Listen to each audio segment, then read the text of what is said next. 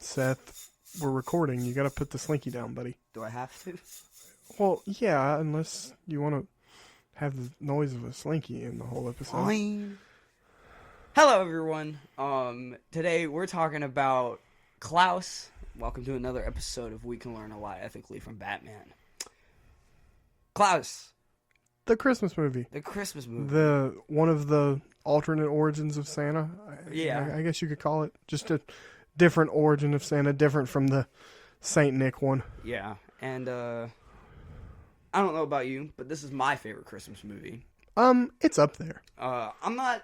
A lot of people know this about me, but I'm not a super big Christmas movie kind of guy. Oh, okay. That's where we differ. I know. I love them. But this is definitely one that I watch every single Christmas. It's like I like watching this and like Charlie Brown Christmas and like How the Grinch Stole Christmas, like that kind of stuff. Is what I watch. The original one, not the one with Jim Carrey. Even though I've never seen it, but like I've heard it's good. But yeah, we can go ahead and get into it. You take a sip from my water. You want me to do the synopsis? We can both do it. Okay. So it opens at the Postal Academy. Yeah, it's the post office thing. Where Jesper's our main character. Yep. Not Santa Claus. No, it's actually Jesper. He is a postman, but he's a lazy, spoiled brat, pretty much at the beginning. Yeah, And his dad is the postmaster general. Yep. So he's kind of like his dad's not giving all of this to him, but his dad kind of babies him a little bit. A little bit is a bit babying it a little bit. He babies him a lot. Yeah. But he's not really doing his work at the Postal Academy. He's slacking off and doing a bunch of crap. Yeah, he doesn't, and he's purposely failing, so his dad will kick him out, and he can just go live at home and on his dad's money for the rest of his life. Yeah. So his dad goes, "Hey, champ, go do your job." So he sends him off to this crazy, crazy island. Not as crazy as the one in Lost, but still kind of crazy. Called Smearensburg. And this town is famous for not having a postman. Yep. Because people get their point across pretty well. They don't have to use words to get their point across. No. They really don't have a lot to say to each other. But Jesper is tasked with establishing a working postal office and 6,000 letters. Yeah. Out of Smearensburg in 6,000. A year. Yep. And crazy work. Yeah, crazy. So, he sets off. He meets the ship captain, which is a reoccurring character. I love the ship captain so much. He's pretty funny. He's voiced by Norm Macdonald. He's hilarious. But he gets to this town, and it's nasty. It's nasty. It's like... And the colors are a big part of this movie, too. Yeah. But the town's all, like, gray, foggy, cold. Foggy, you can't really see anything. It just looks off. Yeah. It looks unnatural. And all the kids are, like... Weird, the kids dragging bodies. Weird. There's people dragging bodies. There's people side-eyeing Jesper out of windows like he's not supposed to be there. Something's wrong. Yeah, something's up. So the ship captain says... You see that bell over there? That's the dinner bell. Yeah. You ring that bell, they'll bring you out. A party. Party dinner. A key to the city. They're going to bring you everything. All these things. They might, like, give him a foreign animal or something. Yeah. They say, here's your commemorative platypus. Yeah, because the people of Smearensburg are such great hosts. Such great hosts. And he goes and rings this bell, so he goes, ding! And then... a party definitely comes out. Oh, it's a party, all right. All these people all start coming out and attacking each other. The big gimmick is that Smearensburg has like like a faction. It's like two I factions. think it's two families. Yeah, something like that. The Crumbs and the Ellenbows, I Yeah. think, are their names. And they just, for centuries and years and They've fought. all this time, they've had this dispute. At this point, they don't even know what they're fighting about. They just hate, like, they're fighting because the other person's an Ellenbow or a Crumb. Like, they're just over them. And that's why people don't get there, or that's why people get their point across pretty easily, because Like, they all hate each other. Yeah, they have nothing. There's no outgoing mail because no one needs to say anything. So he finds his post office and like his place a dump. Yeah, I mean, there's chickens in it and everything. It's kind of crazy. He tries to do his postal service stuff. No one's sending letters. He finds what used to be the school. And Alva. Yeah, Karen from The Office. Yeah, is the voice actor for Alva. Yeah. She came to be a teacher in a town where no one sends their kids to school because you don't need school when all you do is fight. Yeah, you don't need school when you just hate people. Because school takes you away from fighting. So there's no point. So she has turned her school into a fish market, and it's disgusting. Like, the fish she's cutting up they are yuck, less than fresh. But who tells him about Klaus? Someone tells him about Klaus, and he's in his he's in the post office. Yeah. All like destroyed because there's no mail. Like, nobody's doing mail. He's also been like beat up because the kids are like terrible. And the wind. No, he pushes it up. He pushes up the the wind kind of blows it up a little bit, and he sees something, and then he pushes it up, and he asks the ship captain what that house is, and he says it's Klaus, the woodsman. It's the toy maker. Yeah. Who lives in his shed. He's the recluse of the town. So Jesper heads up there to see if he's got any mail. Yeah, and he meets Klaus, Kind of. He's scared of him because Klaus is like huge, unnaturally big. He's huge. But he's like Kingpin in Spider-Verse levels of big. But Jesper also sees toys. Yeah, he just sees the toys, and that sets up what happens later. But he sees the toys in his workshop, and he also, like, Klaus has got an axe, so he's scared of him. He runs off, but he leaves off the piece of paper that kid gave him. Yeah. The drawing of this kid who's been locked in his house. Yeah. And he's forbidden to play with the Ellenbows because they're the enemy. They're the enemy. And Klaus finds it and goes back to Jesper and asks, hey, where is this? And he's like, it's here. And he's like, all right, take me. So he takes him there. They deliver this little present to this little kid. And they try to put it in the mailbox. But it doesn't fit. And it won't fit. So Jesper goes through the chimney somehow. Has to take it up because Klaus launches him up there. Yeah. And he comes down through the chimney and he leaves the present and he almost gets shot by the boy's dad. Yeah. And then he runs off. Him and Klaus run off. Or no. They hide. Yeah. And then they see the boy open the present. And he loves it. And Klaus just kind of has a moment like, oh, this is what I can do with these toys. Like, the boy is just, he's so happy to have a toy. He's so happy to have something to play with. Klaus is like, this is what I can do with my toys. And Jesper sees an opportunity. Yeah, sees an opportunity to get mail this way. Yeah. So you have to send a letter to Mr. Klaus to get a toy. Yeah, the kids start spreading the rumor that you have to send a letter to Mr. Klaus to get the toy. Yeah. And letters have to be stamped. Yeah. So you have to bring a penny to buy postage from Jesper so he can put the stamp on it and send it to Klaus, and they start delivering toys. Yep. And shenanigans happen. There's a montage of kind of the Christmas like traditions being created. Yeah. And so they start delivering toys. They start delivering toys to these kids, and they're sending more letters, and they're like just kids being kids, creating stuff. Like, he's coming down the chimney. Yeah. You have to leave cookies for him. Yeah. And then Jesper delivers a toy to one of the kids that beat him up. Yeah. And he puts coal in his stocking. It's instead of giving him the toy. Yeah. And the next day the kid's like, what's the deal? He says, if you're naughty, if you don't do things, you get coal. And that's where that came from. The kid's like, how does Mr. Klaus know about me being bad? And Jesper's like, he knows. He sees you. He's like, he keeps a list.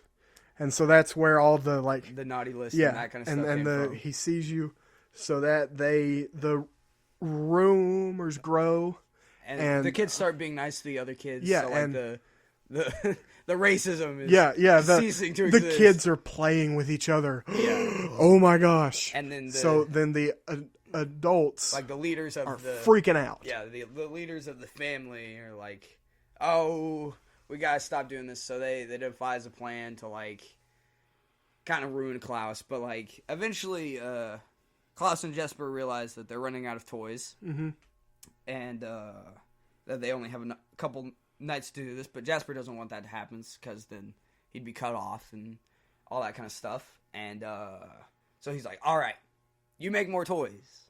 And Klaus on Christmas, we'll deliver them all. Yeah, and Klaus doesn't want to make more toys for personal reasons, but Jesper doesn't really want to know that. Yeah, Klaus isn't willing to tell him yet. Yeah, and then like the little girl. Yeah, the little girl shows up. There's a girl in the town who speaks a different language. Yeah. Jesper doesn't understand her, but he begins to like understand what she's means. He still doesn't understand her words. Yeah. But he understands what she means, and their bond is kind of cute through the whole movie. Yeah. And but they take her a gift. Yeah. After their little squabble with the toys, Jesper tries to make her this like little sled thing, but I mean, he's not good at it. So Klaus comes in and he helps him with it, and then they take it to her, and you get a really nice scene with her parents and stuff. Jesper realizes like, I'm not just doing this for the letters now. Yeah, and I like seeing what's I enjoy giving kids these gifts. This is good for me. Plus, he has some character development with Karen, the girl. Alva, yeah. Yeah, they start to fall in love.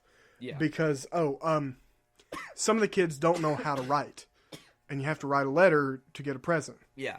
So Alva is able to open up the school, and Again. she's teaching them how to write. Yeah, and those are some good scenes. And she at first she doesn't really want to teach, and then one of the kids writes their names, and they're so excited that they wrote their name. Like they can't, like they're seeing their name for the first time, and they're so excited to see their name written out, and she realizes like she gets a spark. I'm a teacher. This is what I came here to do. Yeah, and the opportunity is here, so I'm going to do what I came here to do. Yeah. So that's good. And then the girl's parents and their kind of clan become the elves. Yeah, they come back with Klaus. Yeah, and they get the idea with the whole Christmas thing and to do it one final time. Yeah, Christmas. yeah. They come together and they make the toys and they're ready on Christmas Day. And then Jasper's dad shows up. Jasper's dad shows up because the leaders of the family have been writing letters themselves to try and get the count to 6,000. Yeah, and it works. Jasper's dad gets there, tells him, "You did it. Let's go home. We're getting out." Yeah. And then Klaus and Alva and the elves, they figure out, like, hey, he's only doing this for himself. Yeah. He was using us. This is over. See ya, Jesper. Yeah. And he gets on the boat with his dad, and you think he's about to leave, and the little girl comes down the dock, and she's crying. Yeah. And she's like yelling his name, and then she looks over, and he's sitting on the dock. Yep. And he Being tells the main character. Yeah, he tells her, I told my dad all that happened, and this was like the first time my dad was actually proud of me. Mm-hmm. And he told him, like, hey, stay here. You're doing something good here. Yeah. Like, just, if this is what you want to do, stay here. Yeah. So he stays, but then he realizes that the families are still trying to mess stuff up. And the thing that I'll just the families are so ignorant, and the Yeah. thing that gets me every time is they make a truce to take down Jesper and Klaus. Yeah. They're willing to work together so that they can keep fighting, Yeah. but they're not willing to Just stop fighting. Yeah. They're willing to stop fighting so they can keep fighting, Yeah. but they don't want to stop fighting indefinitely. Yeah. Because they're so stuck in their ways. Yeah. And we get this chase scene with Klaus and All the families. all the families, and that's a pretty good scene. They're headed down the mountain on the sleigh and Yeah. on skis and a bunch of stuff. All the stuff, and eventually they get to this cliff, and all the presents fall, and we get some good character moments with Jesper, and all that kind of stuff. But it turns out all the presents were fake, and during all the squabble, the son Yeah, the son of one family and the daughter of one family realize that they have the hots for each other. they're in love, and Jesper's his big moment is like like both of the leaders are like, our families will never mix, Yeah, and Jesper says, turn around. like he pulls out an Omni Man and goes, "Are you sure?" Yeah, So, it like, says turn around, and there they are. yeah, So the leaders run off after those kids, yeah, and then Klaus and Jesper get back to doing Christmas, yeah, and they realize that they want to do this every year because they like doing it, yeah, and they eventually expand to other villages yeah, because word is spreading to the Yeah. other villages, and Smearensburg is happy. It's Colorful. Colors have completely changed. It's all colorful. The town is Yeah. nice. They're all getting together. Yep. And they expand to other villages across the region. Yep. And then I think it's like 18. Like It's a couple years later. yeah, it's almost a decade. Yeah, but before we get to the ending, we gotta talk about Mr. Klaus, why he didn't want to make the toys. Oh yes. So Klaus moved there and had a wife, Mm-hmm.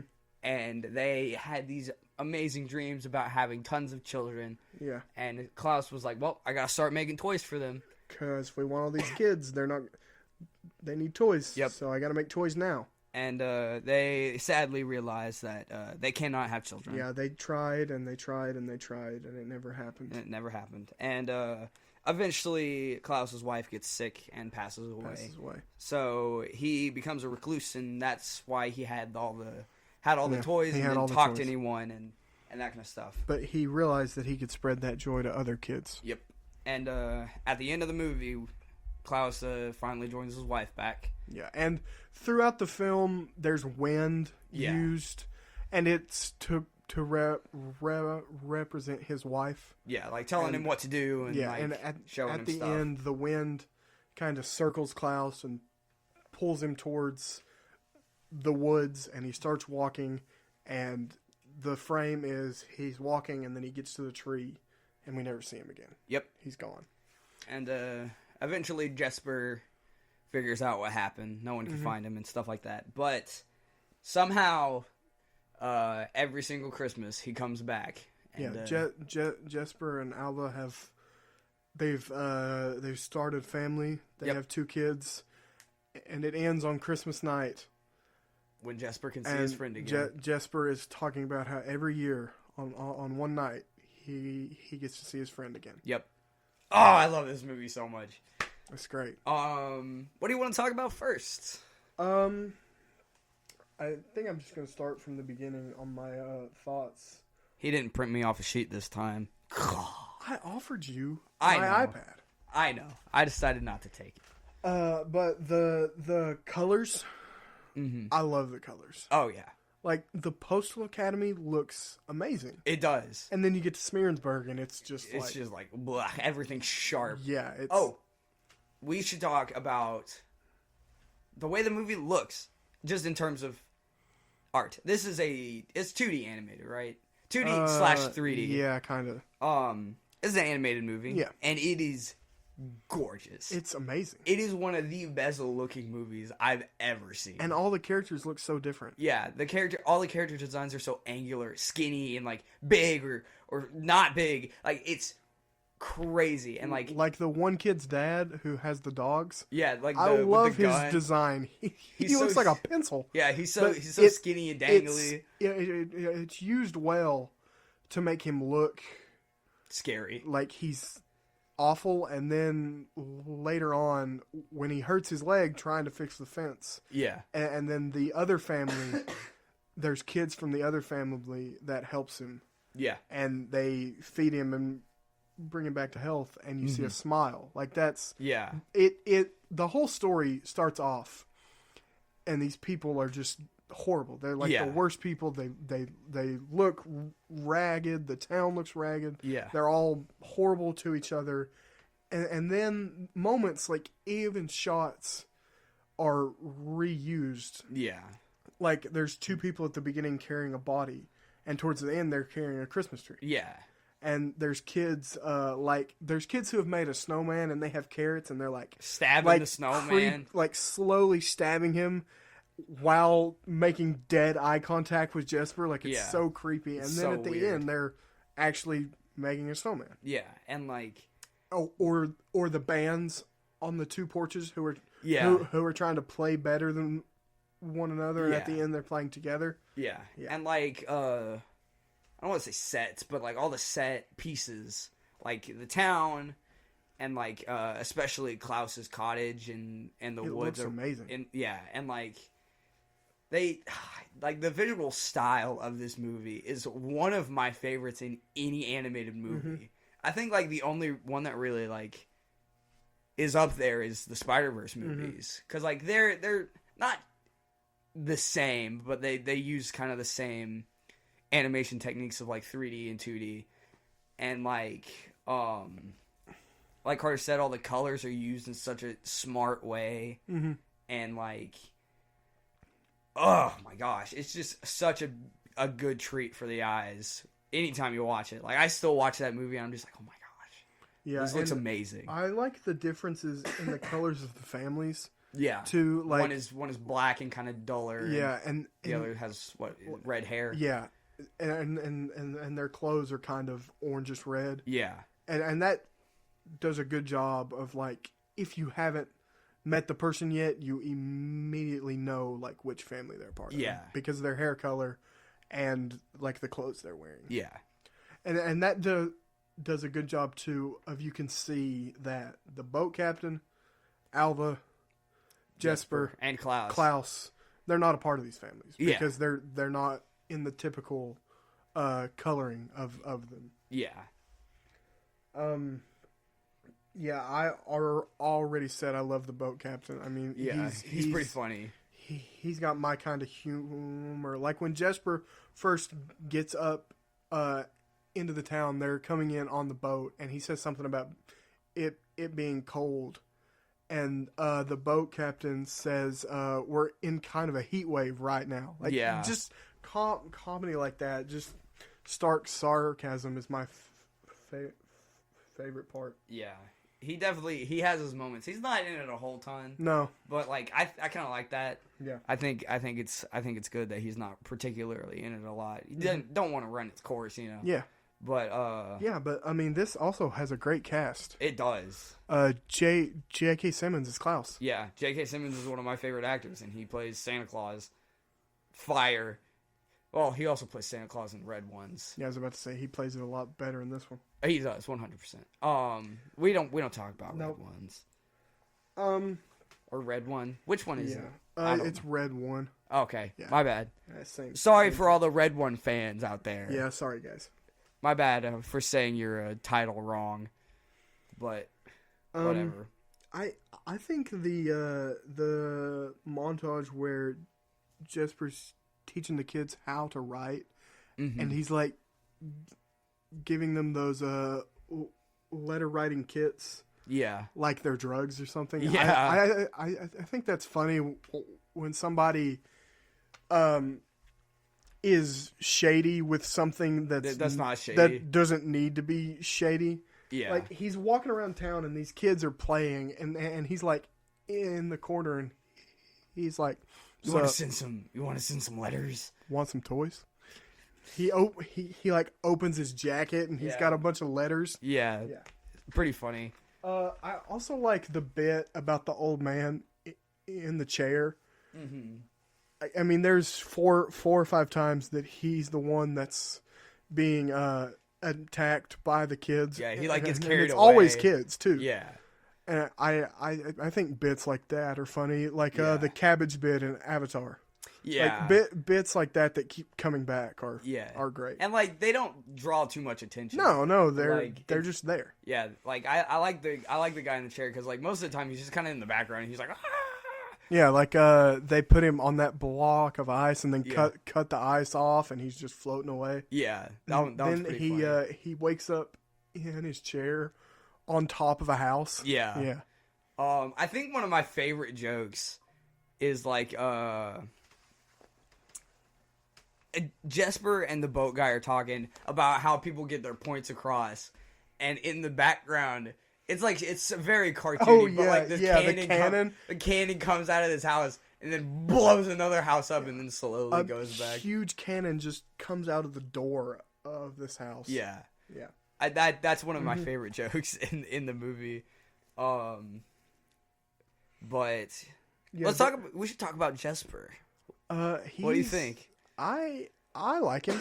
I mean, obviously at the beginning he's a jerk. Yeah. But his story is really good, and his dad knew what it would take to change him, and it worked. Yeah. He needed to be in a place where he actually did some work and got some experience, and this changed him. It showed him what's important in life. And I was watching something that pointed out that when Klaus gives the gift to the first kid, he takes his hood off. Yeah. And that kind of represents like the realization that I can do this with my toys. Like I can give these to kids. And when him and Jesper give the gift to the little girl, they give the sail to the little girl. Mm-hmm. Jesper takes his hood off. Yeah. And it's the moment where he realizes... It's the moment where he's no longer doing this for the letters. Yeah. He's doing it for the kids. Like he wants to see the joy in these kids, and he wants to give them toys. Yeah, I didn't notice that. That's actually pretty cool. Yeah. So I thought that was good, and I think the whole story is great. Yeah. I cried twice. There's the two points in this movie where I always cry. Where the lady rips out the fish bag. Yeah. Yeah. Dude, that brings on the waterworks every time. No, where the town finally starts like playing nice, and we get the same montage as we got at the beginning, but now it's happy. It's happy. And then at the end, the last scene where he's like, even here talking about it, I almost cried. Yeah. The one night a year I get to see my friend again. Yeah, oh. It's so good. Every time. I do really like Jesper. He's just a cowardly little guy. I think one of my favorite lines from him is like. Klaus is like it's like still in the beginning part, and he's like on the ground and he's like kicking and screaming. He's like, "Don't chop me up and put all my bits in the woods." Mm-hmm. Like I love that line so much. Yeah, and his growth is pretty nice too, because like I mean it's pretty typical. It's still done so well. Yeah, like it. You could see where it was going. Yeah, but it's also not like a. Can this just end? Like I knew where this was going. Yeah. It's a good growth. Yeah. And Klaus. Great. Love that guy. Great character. And like him having the realization that yes, my wife is gone. I will never have my own kids. Yeah. But there's no point in wasting these toys. Yeah. I can give this joy to these kids, and even becoming kind of their father. Like he feels like he has kids of his own. Yeah. Because he can give them these toys and give them this joy. Yeah. And not be wasting away in the woods like he was. I can 100% understand why he was also mad at Jesper for like trying to make him make more toys. And, because I mean, using his feelings for that. Mm-hmm. And from Alva's standpoint, he fell in love with her to help the kids write. Yeah. Like he did all of that so the kids could write. Yeah. And send letters. Yeah. Like I definitely get the betrayal. Yeah. 100%. But at that point, Jesper was not doing it. Yeah. For the letters, and that's what they didn't understand. Yeah. Yeah. I like her too. I think she's cool. Yeah. She's not in it a whole lot, but like you can obviously see the connection there that she has with Jesper, and even Klaus too. Yeah. They have a couple scenes together, and I like their scenes together. I like the scene where they're getting the little girl to write. That's a really good scene. I like this. I just like those people, and I think they're what kind of people were they? He's got to check his notes. Yeah. Hold on.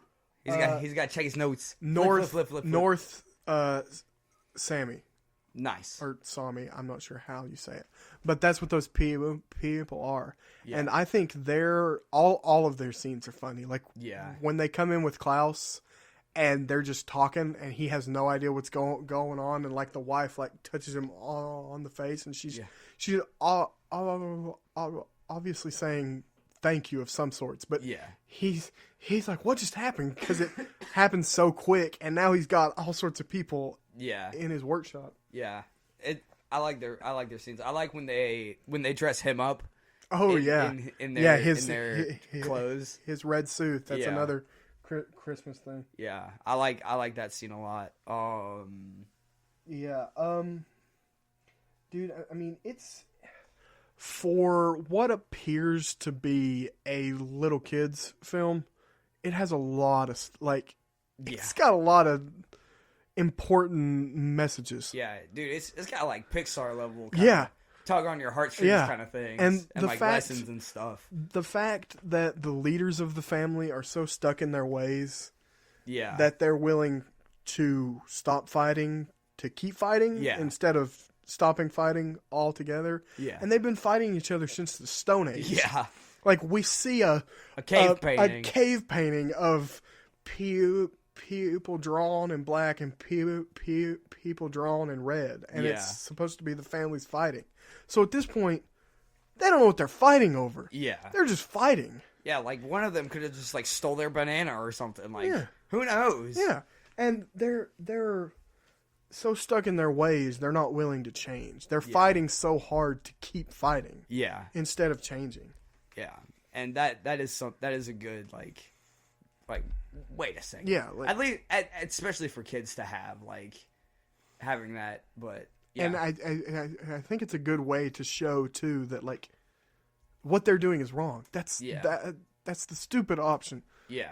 Like and to get kids to look at themselves and to see if they're fighting just to be fighting. And I mean, for me too, when I watched it, I was like, am I doing things in my life because I'm resistive to change? Yeah. Like, are there things that should change that I'm not changing because I don't like change? Like it makes you think. Yeah, and me and you both have siblings, and like obviously you have sibling squabbles. Oh, but like sometimes you just argue with your sibling just to argue with them, just because, why not, you know? And like that's something that people can obviously move past and that kind of stuff. But I just love this movie so much. What you doing over there? Checking your notes? Yeah. He's looking for his thoughts because he can't figure out how to use them in his head. No, I had turned the keyboard on my iPad. Oh my gosh. Messing things up. Sorry, I'm bugging with things. Oh my gosh, bugging with things. But so, like we kind of talked about earlier, but Christmas origin movies, like they have a unique thing where most of the audience knows the traditions. Yeah. So they are able to slip them in there without doing too much explaining. Like, I think they explained everything well, but you can also just leave stuff in there without doing too much. Yeah, like the coal. Yeah, I mean the coal. The sleigh was a funny. Yeah, thing. the sleigh. They had like a wagon pulled with reindeer, and then the reindeer. Their wagon reels broke off, and then they were just like, let's put skis on it. Mm-hmm. And the reindeer too, because they had too many toys. Yeah. So they had to get reindeer, and then they get into like a wreck, and then they come off a hill, and it appears that they're flying. Yeah, and one of the kids is like, flying reindeer! Oh my gosh! Yeah. Or Klaus laughed and did the ho ho ho thing. Yeah. That was funny too, and Jesper made fun of him for laughing like that. Of course. I mean, I would have too. He was a goofy laugh. Yeah. You make fun of my laugh. Well, of course. But whatever. It's fine. I'm not self-conscious about it. Sound like Gary Giggles. I hope somebody got that reference. Probably no one did. Probably not. That's okay, because I don't need people be making fun of me. But Alva uses fish in her teaching, which I thought was funny. Yeah. Since she had the fish market, she can't can't let it go. Seem to get it out of her mind. She got fish on the brain constantly. Yeah. When she's teaching the kids to count, the board has fish. On it. So yeah, one fish, two fish, funny. Red fish, blue fish. You think Dr. Seuss existed back then? What time period is this? It's old. I mean, they don't probably like in the 70s or something. Do they have cars? No. They have wagons. Yeah. So yeah, I mean it's older. Yeah. But yeah, fire movie. But yeah, I like Klaus's wife being the wind. Yeah, I think that was really cool, and I hadn't even thought about it yet, because there's like the moments where it's obvious that it's her, because the wind has like a little magic. Yeah, it has. In it. It has some got some sparklies. Yeah, but even the moment where Jesper first sees Klaus on the map, the wind kind of blows it up just a tad, and then he pushes it up. So she's making the moves from the start, man. in this story. So I think that's really cool. Yeah. But yeah, I love this so much. You got any more thoughts before we get into behind the scenes? Let me think. I like the red and the blue on the suits. Blue isn't very typical for Santa Claus, but like, I mean, red and blue reminds me of one of my favorite movies, Amazing Spider-Man 2. Wow. Because, you know, managed to get it in there. Peter has the red and blue suit on the suit, but yeah, that's something I really appreciated. This podcast is going to die because of your obsession. I don't care. I'm going to kill it, so I quit hearing about the Amazing Spider-Man 2. I guess it's fine. Alrighty, but yeah. I honestly, I do really like the blue on the suits. Oh, I think it looks nice. I like the little elf suits. Yeah. I think they're fun. But yeah. Get into your behind the scenes stuff, Behind Carter. the scenes. Lay it on me, man. Not as much.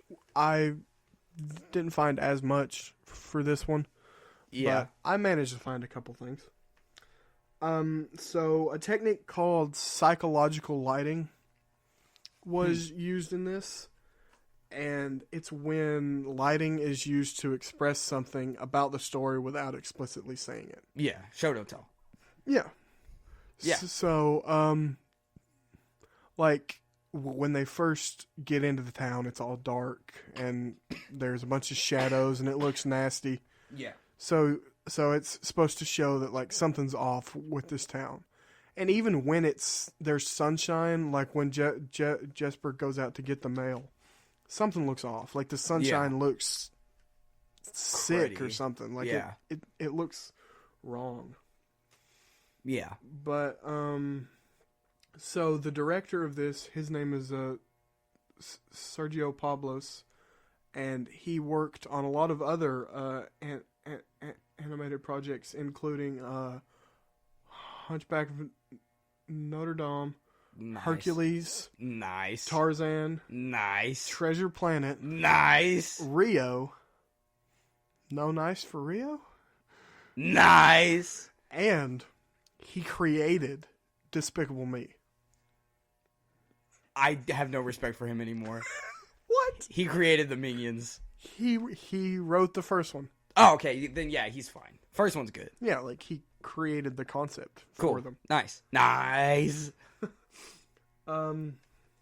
So Jesper is always in the shade. Like most of the time he's covered by shade. And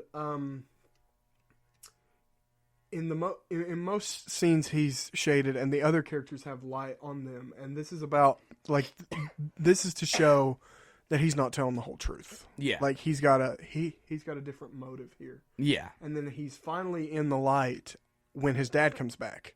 And Alva and Klaus realize like what was up. And that's just to show that like the truth is out. They know he's in the light.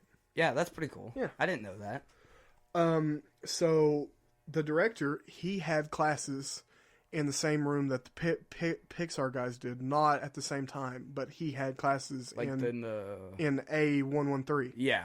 And it's on the back of the cart that they use at the beginning. It's on the crate on the back of the cart that Jesper and Klaus ride. That's pretty cool. I thought that was cool. Subtitles were specifically not written for the girl and her family because the director wanted to show that the bond went beyond language. Yeah. That Jesper, while he couldn't understand what they were saying, he understood what they meant. Yeah. Like they could get along without fully understanding. But they did write a script, and the crew went to Norway and got actors who spoke the language. That's cool. To do the lines. That's cool. So the dialogue is like it can be translated. Nice. So one of the lines that the director said was his favorite is when the little girl and Jesper are on the dock. One of the things she says when they're talking is, I still don't understand you, right? Aww. So, like, they're having the conversation, but she's like, I still don't get you. But they understand each other. They don't they don't understand exactly what they're saying. Yeah. But they can carry on a conversation. Mm. So, there was an alternate ending that almost made it in. No one could see it, but there was so much shock on my face. Klaus still disappeared. Yeah. But he didn't pass away. Like, he didn't become the mysterious Santa. Yeah. He moved to the North Pole. Huh. Jesper got a letter carried to him by the wind. And Klaus told him that the operation of delivering toys needed to expand further. And for him and Alva to go north as far as they could. And Jesper and Alva would have left Smearensburg, traveled to the North Pole, and helped Klaus deliver presents across the world. I like the ending that we got. Yeah, I don't like that one, and the director said audiences didn't like it because they felt like they got cheated. Yeah, like Jesper had created this life in Smearensburg, brought the town back from the dead, basically. Yeah, and then just left. Yeah, and you also can't have kids. Like it doesn't make sense that they would have kids in that ending.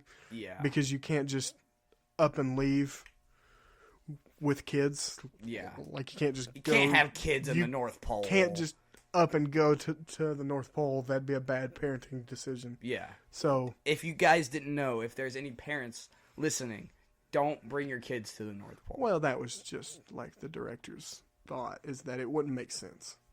Yeah, but also heed my advice. Someone who does not have children, don't bring your children to the North Pole. Yeah. Yeah. There was also an alternate Jesper, like a different version of his character, where he would have been poor.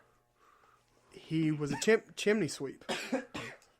His first character was a chimney sweep. Nice. And he was supposed to be sweeping the chimney at like the postmaster general's house, who wouldn't have been his dad.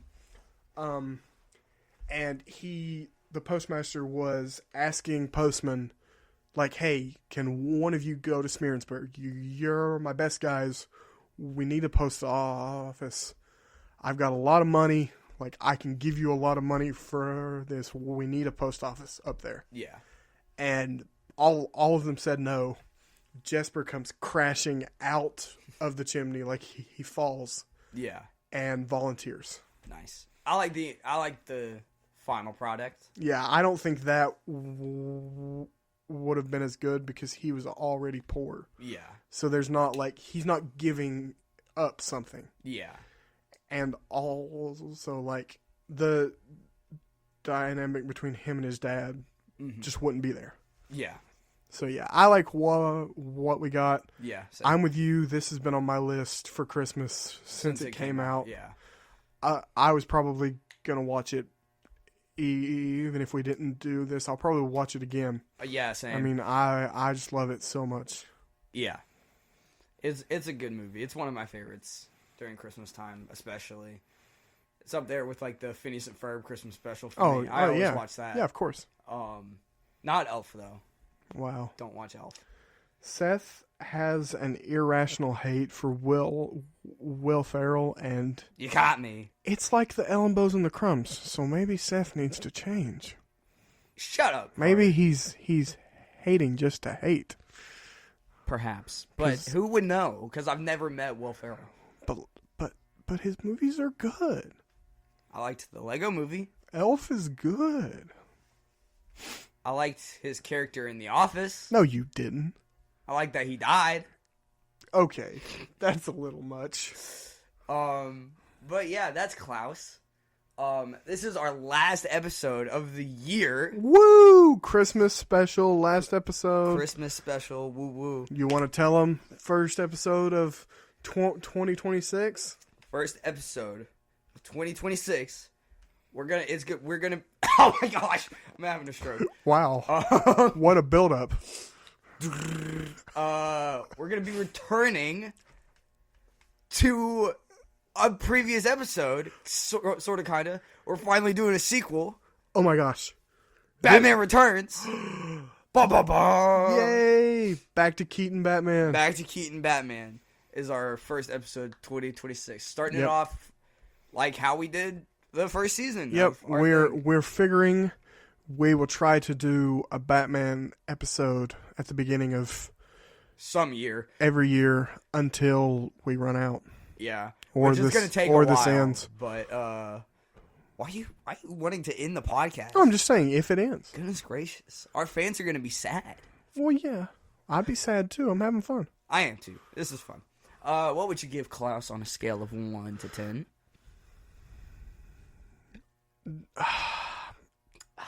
What is it, Carter? Maybe a 9. Dang. I'm gonna do it.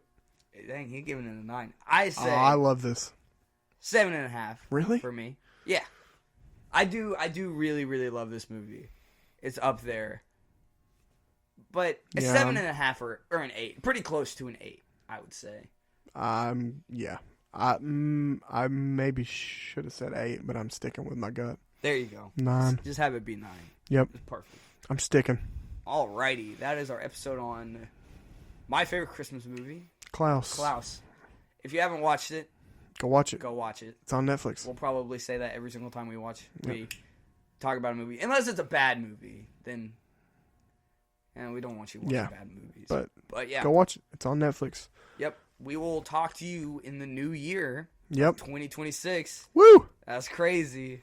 Who knew I would live this long? And remember, going into the new year, we can learn a lot ethically from Batman. We sure can.